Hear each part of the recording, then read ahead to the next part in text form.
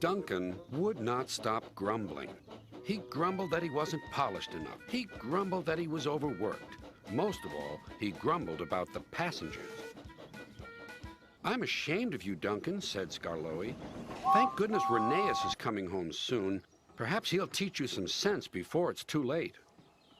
"What has Rheneas to do with me?" "Rheneas saved our railway," replied Skarloey. "Please tell us about it," said Peter Sam. "Well," began Skarloey, "it was before you came here. Things were bad. Rheneas and I had to keep the trains running, or our railway would have to close." "How awful," murmured Peter Sam. "I tried hard," continued Skarloey, "but my old wheels ached." Rheneas understood. "It's my turn now," he'd tell me. He was often short of steam, but he always struggled to a station and then rested there. "I mustn't stop between stations," he'd say. "The passengers wouldn't like it." "Phew," huffed Duncan. He had stopped on a viaduct and hadn't cared at all. "Passengers," continued Skarloey, "get cross if you stop at the wrong places. Rheneas stopped in the wrong place once, and this is what happened." One wet and windy afternoon when the rails were damp, Rheneas was traveling home with a full train. There were even passengers in the caboose. It wasn't a comfortable ride at all. Rheneas's wheels kept slipping, and it was a steep climb.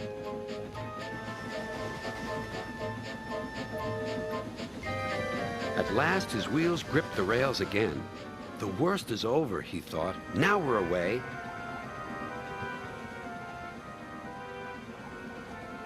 But they weren't.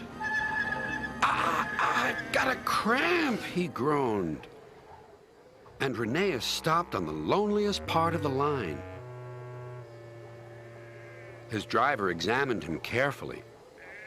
"Your valve gear has jammed. We need to reach the next station. Do you think you can still get us there?" "I'll try," replied Rheneas.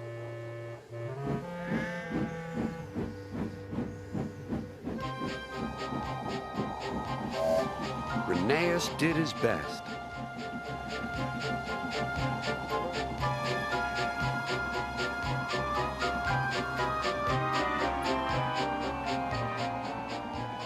"If I fail," he thought to himself, "the passengers will be cross and the railway will close."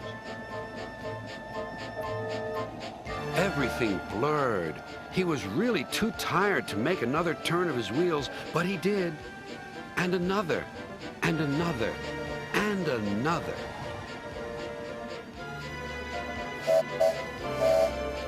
Finally, tired but triumphant, Rheneas reached the station. "I'm here at last," he wheezed. "Thank you for getting us home," said the passengers. "We'll tell all our friends what a fine railway this is." His driver was delighted.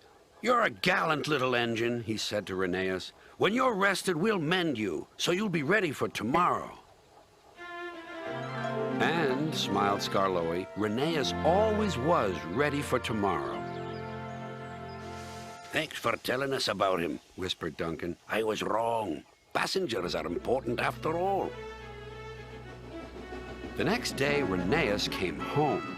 All the engines were there to greet him. Edward pushed his truck to the siding, where he was lifted onto his rails. This was the signal for a chorus of whistles from engines large and small. Everyone was happy, and Rheneas was the happiest of all.